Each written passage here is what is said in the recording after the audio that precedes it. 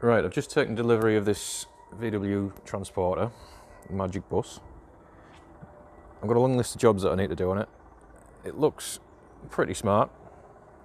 It's been restored. It's a 2005 EFI air-cooled, strange combination, but it's a Brazilian import. And there's just, paint looks lovely, but there's just little bits that need correcting. Little bits of trim, like, I don't know if you can see the scratches on the windows. I've got some new gloss to go in it. And just little touches. That's not so bad. And some more important stuff. But I've got a long list of jobs that the new owner wants correcting, and I'm the one to do it, apparently. I think there's a problem with the throttle pedal. Yeah, that's not ideal. And that could be better. I'm not sure why there's wires running through there. Little things like that. Bits of trim not quite right. Little bits of paint missing and stuff.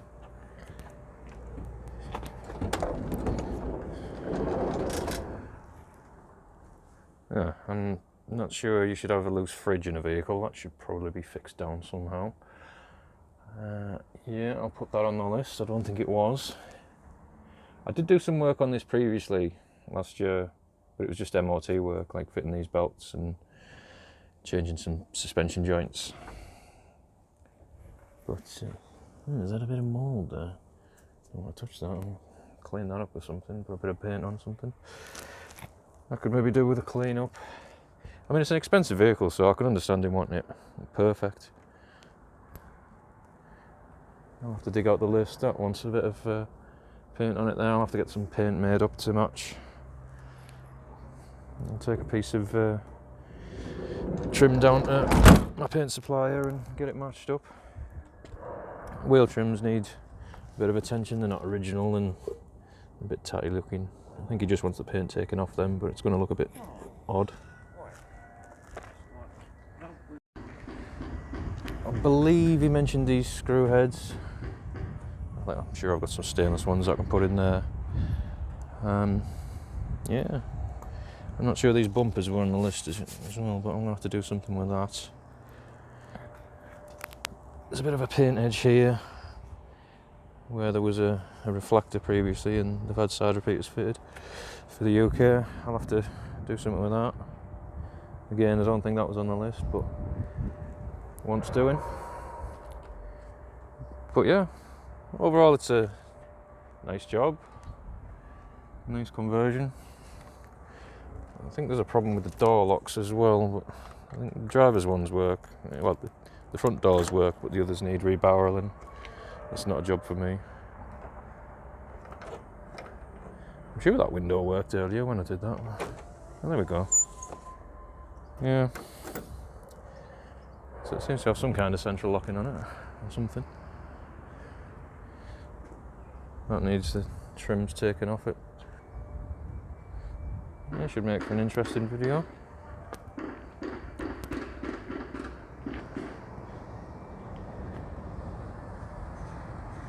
It's not my usual thing. I only tend to work on Japanese cars, but it is an import, it's just a Brazilian one.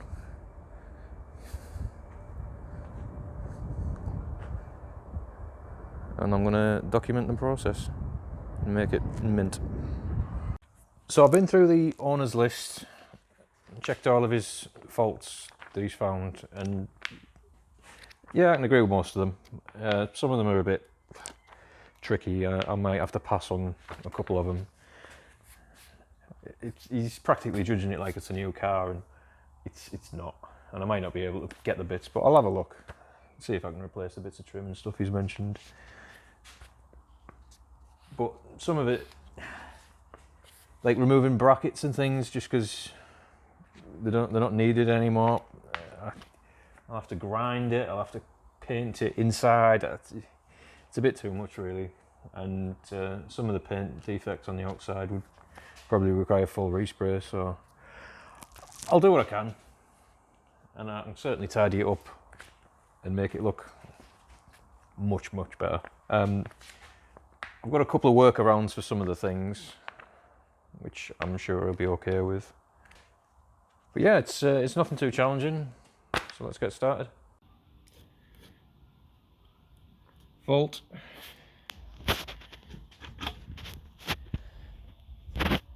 It's a mess. Paint issues.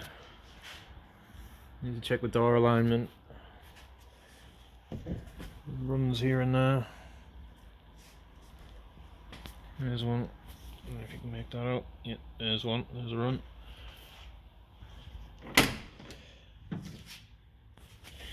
Mentioned wheel arches. They don't look too bad to my eyes, but maybe able to do something with them.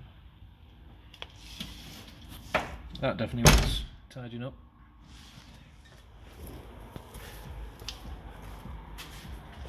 Some issues here. And again, I can fix them. These need just, I don't know, are they plastic? Oh god. I'll do something with them. They need a bit of paint or something on them. That should be better than that.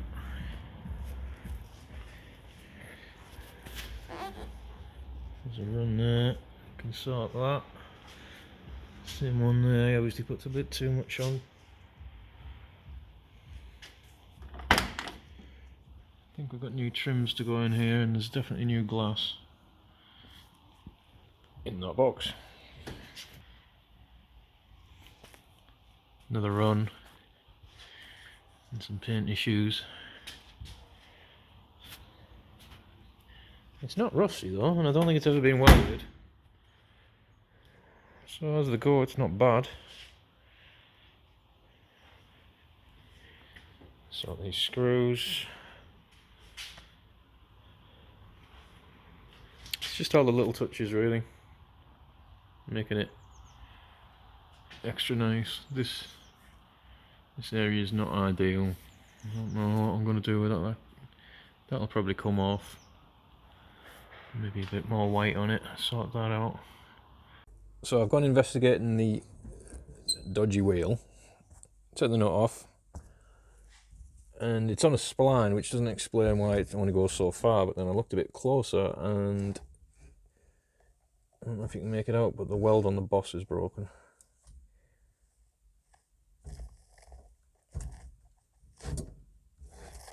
There you go. So that's going to be fun to fix,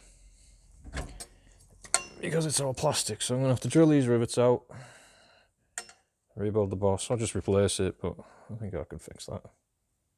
Well, I've stripped the hub down, and I've got the loose bit there. You see the broken weld in there? It's not too bad. I think the best course of action is to run a TIG bead all the way around. No ends, no chances of cracks starting. Well, my best option would be to replace it and get a good one actually, because I don't like much of anything on this. But I think he likes this one, so we're going to fix it. Well, I'll have to grind the galv off first, so give us a minute. Right, there we are, welded. All ground off first. If I'm being critical, there's some pretty severe undercut on that top edge, but it doesn't matter because everything upwards from there, or rather down when it's on the vehicle, doesn't matter. It's the spline inside that's important, and it's a decent weld. Certainly better than what it was. A tiny little MIG weld on the inside that cracked. I think that should do the job. You grind it first to get the galv off, because not only will it, well, it could kill you, or it'll make you feel ill if you breathe in the fumes. Most of the time it's alright, but it's really not recommended. But secondly, because the galv will interfere with the weld and make it a really bad quality weld that'll probably crack again, or just, especially if it's something that needs to seal, like I welded fuel rails before steel fuel rails, you need to get all the galv off then, because if you don't, it'll just be porous and it'll leak like a sieve. So that's always good practice to remove it.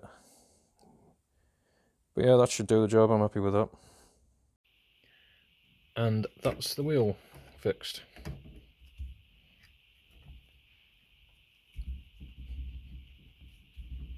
Nice and steady now. I think maybe the ignition needs to be on. Well, that was easy. So the mirrors need tightening, but I don't want to damage the paint with the spanner, so I'm going to wrap it in a bit of electrical tape. And now it's wrapped in tape, get the spanner on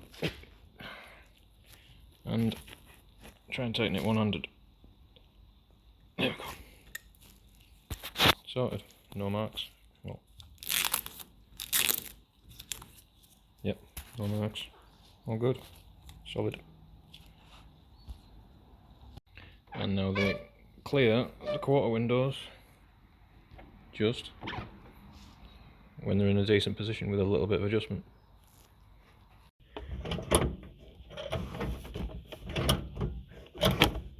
Well, that seems to work. Fabricated a new arm. Right, I've got through everything on the list that I wanted to do, and a whole lot more actually. Unfortunately, I haven't been able to video everything. I've done some videos of little bits that I've done on it, and I've done a separate video about the quarter windows on the front doors. But I'm just going to take you through everything that I've done and tell you what I've done and show you the results and compare it to the before video. So I hope you like it.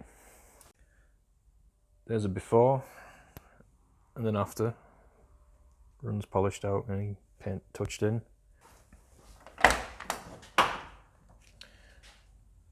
There's some before runs and nice shiny smooth paint. I've polished up and touched in the paint on all the door shuts, made them all perfect. The central locking now works and shuts the windows. And that's the key. It's only on the front two doors, but that's all you need really. The old boot shut was in a bit of a state really. Runs on around the hinges and everything, and a really nasty finish around the boot. And now it's pretty decent. I had to paint strip all that because it had been sprayed with countless coats of rattle can and God knows what, and it was just reacting like crazy, so flatted it all down, painted it, and here we are. Excuse the poor print quality, they were brand new cartridges, cheers HP, but you can see the state that the passenger door lock was in. They left the seal in and painted over it basically, and obviously the lock itself was broken. And now we have this, all looking nice and new seals in the handle, and the lock works lovely. I painted the handle as well. Maybe could have changed it, but there was nothing wrong with it really. The lock's on a new key, so the vehicle does have two new keys now. Two different keys. I wasn't able to re-wafer this one. I couldn't find where to get the wafers from. The rear two locks I did manage to re-wafer with the spare ones from the sliding door. So now all the locks work off two different keys at least. It's better than only the doors locking and the ignition working. Of course, I've painted around the lock there. It's a pretty decent paint match, I think. Can't really tell in most lights. The lower sliding door runner was obviously in quite a nasty state beforehand, and now we've got that. Put some grip tape on because I noticed my shoes were marking the fresh paint. Cleaned the rubber up. Actually, just put my hand in the grease there, but I actually managed to get the door to line up again. I had to weld a piece of steel in where the runner was because the runner had worn a little groove in and it was sitting too low there. Now the door shuts pretty damn well. About the same at the top and bottom.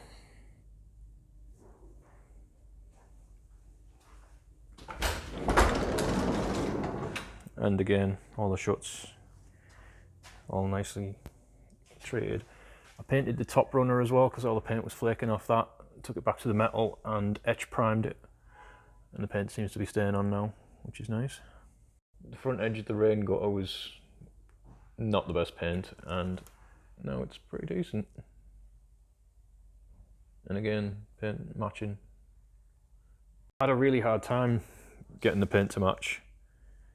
I did find the colour code. I got in touch with the importer and they got in touch with the person in Brazil who painted it and got me the paint code, but it was a really old, obscure, obsolete Ford paint code, old Thunderbirds, like a 60s paint code. So I had to get it scanned. That got me a 93% match, and then I had to do the rest by eye. And there's loads of little bits, that top edge. It seems pretty good. It's a very close match. It's not quite perfect, but it's greater than 99%, I would have said. Most people would never tell. But just matching the paint took probably a week and a half, 2 weeks, because I have to wait for it to dry fully, checking it on the back of a panel each time, then adding tiny little bits of tint and then checking it again, and then I've gone back to the paint shop and got some more mixed up and got an actual formula for it, so I can give it to the customer if he ever needs to get any major paint work done.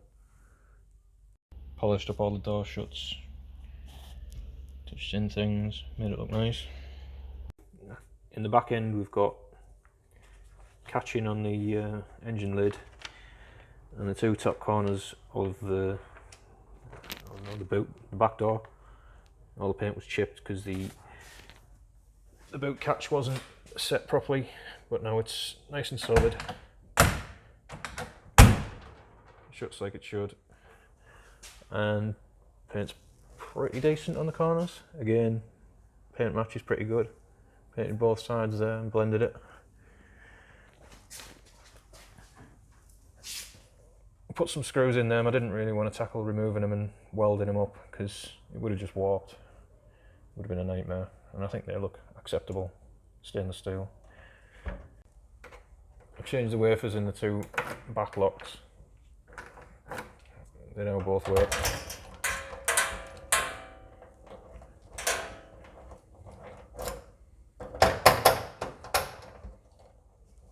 It's locked.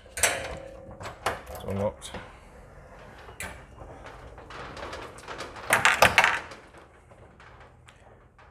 And fix the paint. To stop it catching, there was no adjustment on the hinges that I could see, so I just adjusted that a bit with a hammer. A pan beating hammer nonetheless, but painted it all. It's all good. This had come off. I've put a new rivet in there. I think I painted down there as well. That hadn't been painted. That was still white. I've changed the fog light bulb for a red bulb because it was a white one. Don't know why.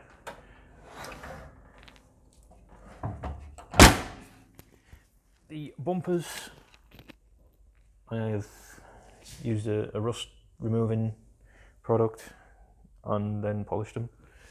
They're not perfect, but he didn't want them replacing, so they're as good as can be really, without getting them re-chromed, which he didn't also want. So the sliding door was catching down here. Clearly not good, and now it's all nice again. No chance of catching, and paint all repaired and blended in. I've got rid of a number of runs and chips and dodgy bits of paint as well. They're all good.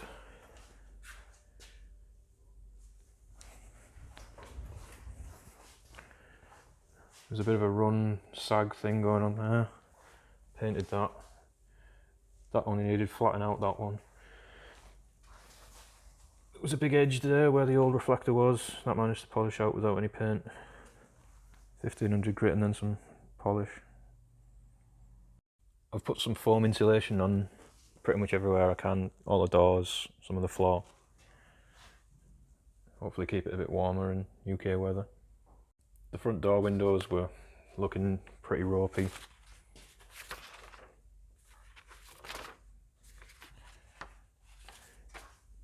Not much was available for them though. I was hoping to get new seals, but they weren't available. New quarter windows weren't available.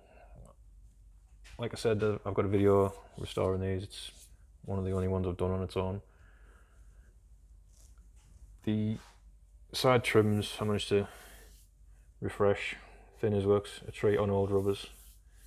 A couple of little bits of paint needed touching in on the metal work, and I got that a little bit better. It's not perfect. I had to drill the rivets and make a new hole, like punch a new hole in the rubber, pull it a bit further back, and then it's as good as it can be. I'm happy with it. I've changed this weather strip both sides of the van, so nice and new. That was pretty easy. They were only well, they were very cheap, so it's totally worth doing. I have replaced the spring on the handbrake. That now works as it should. I have replaced the gear stick gator and the accelerator and brake, and the clutch already had one. Well, grommet really rather than gator. I've adjusted the gear stick, that now works as it should. It's not too bad. Still hits the handbrake with your hand like, but that's the fault of the car, not anything else. The steering boss is repaired as per. Refitted the column with some proper screws. It had the wrong screws in it and it was loose. Column shroud rather. The old side windows were pretty disgusting. Scratched glass, mouldy, missing paint. So just replace them for brand new seals. Obviously no scratches. Still got the sticker on. Doesn't say VW anymore though. I didn't supply the windows, but you can't have everything. I've restuck the trim on the glove box, as well as a lot of the door seals that were coming loose. Use proper automotive contact adhesive, not just spray glue like the good stuff. The nasty hand painted plastic fake hubcaps for some nice stainless steel Wolfsburg crest ones. Vast improvement.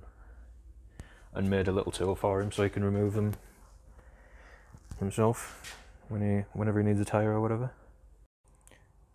The wiper arm nut covers were a bit worn and tired looking, so I thought I'd change them, but they weren't available anymore, so I could only get the early spec ones, but full new arms, wipers and caps fitted.